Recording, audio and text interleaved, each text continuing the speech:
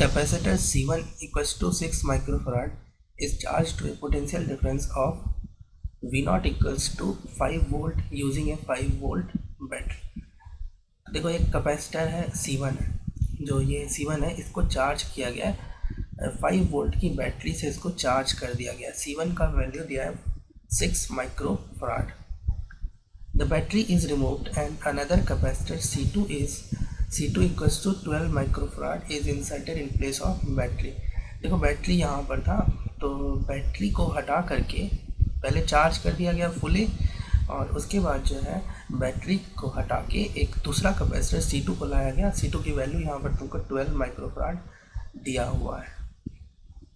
When switch S is closed, इसमें जैसे ही switch को क्लोज किया जाता है, the charge flows between the capacitors for some time until equilibrium condition is reached। तो देखो जैसे ही स्विच ऑन करोगे ना, तो उससे कुछ चार्ज फ्लो होने लगेगा, एक पाथ मिल जाएगा। तो C1 पर जो चार्ज है वो अब थोड़ा शेयर होने लगेगा, वो मूव करेगा, C2 पे कुछ चला जाएगा। कब तक होगा? तो जब तक कि इक्विलिब्रियम कंडीशन नहीं पहुंच जाता। देखो इक्विलिब्रियम कंडीशन में क्या होता है ना, पोटेंशियल डिफरेंस दोनों के क्रॉस सेम हो जाएगा।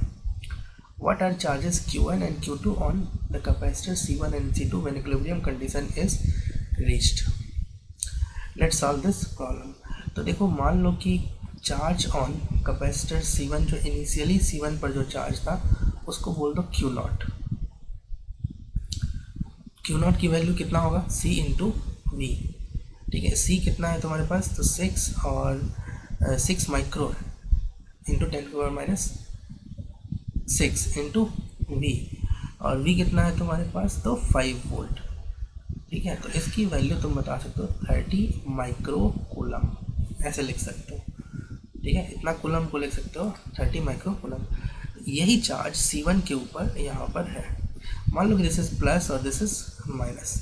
ठीक है, तो ऊपर वाले प्लेट पर प्लस 30 माइक्रो कूलम चार्ज है। अब बोला जा रहा है कि बैटरी को हटा के C2 से कनेक्ट कर दो। ठीक है, तो वो किस तरह से होगा, एक और डायग्राम बना लेते हैं।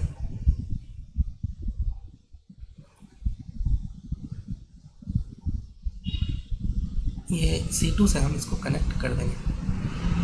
देखो द मोमेंट तुम इसको कनेक्ट करोगे, स्विच को ऑन करोगे, ठीक है, स्विच को ऑन करोगे, तो इस पर जो अभी तुमने बोला ना कि ऊपर वाले पे प्लस 30 माइक्रो कूलम चार्ज है, वो इससे फ्लो करने लगेगा।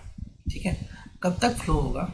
तो देखो इनिशियली पोटेंशियल डिफरेंस यहाँ पर कितना है? तो 5 वोल्ट। जब तुमने C2 को कनेक्ट नहीं किया है तो C1 पर कितना? 5 वोल्ट का पोटेंशियल डिफरेंस। और C2 पे कितना है? तो C2 पे चार्ज 0 है, तो चार्ज 0 है तो पोटेंशियल डिफरेंस इक्वल्स टू क्या होता है? V equals to Q by C। Q की वैल्यू अगर 0 है तो यहाँ इनिशियली कोई भी पोटेंशियल डिफरेंस V की वैल्यू कितना है? 0। ठीक है, लेकिन बाद में क्या होगा? इक्विलिब्रियम कंडीशन में मैंने बताया ना कि चार्ज डिस्ट्रीब्यूट हो जाएगा। देखो पाथ मिल गया, ये चार्ज 30 माइक्रोकूलम कुछ इस पे चला जाएगा, ये C1 है और ये C2, C1 से कुछ C2 पर भी चला जाएगा। इसको बोलते हैं sharing of charge, charge will be shared. और ये कब तक होगा ये प्रोसेस चलेगा चार्ज का शेयर? जब तक कि दोनों का पोटेंशियल डिफरेंस सेम ना हो जाए। इस पर भी पोटेंशियल डिफरेंस V हो जाएगा और C2 पर भी पोटेंशियल डिफरेंस कितना हो जाएगा? V हो जाएगा। अब ये बताओ कि पोटेंशियल डिफरेंस V है C1 पर, तो चार्ज ऑन C1 कितना हो जाएगा, है ना? इसको बोल देते हैं Q1। ये 30 माइक्रोकूलम ना पहले था, अभी नहीं रहेगा।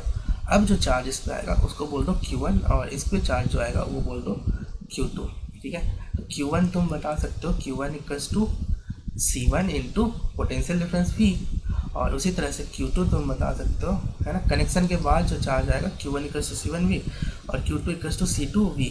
अब चार्ज कंजर्वेशन से ये बता दो कि ये इनिशियल, ये फाइनल चार्ज है और ये इनिशियल चार्ज है, तो 30 इक्वल्स टू हो जाएगा तुम्हारा C1 plus C2 into V। तो यहाँ से V निकाल लो, V की वैल्यू कितना होगा? 30 bye C1 plus C2, 6 plus 12, और ये हो जाएगा तुम्हारा 30 बाय 18।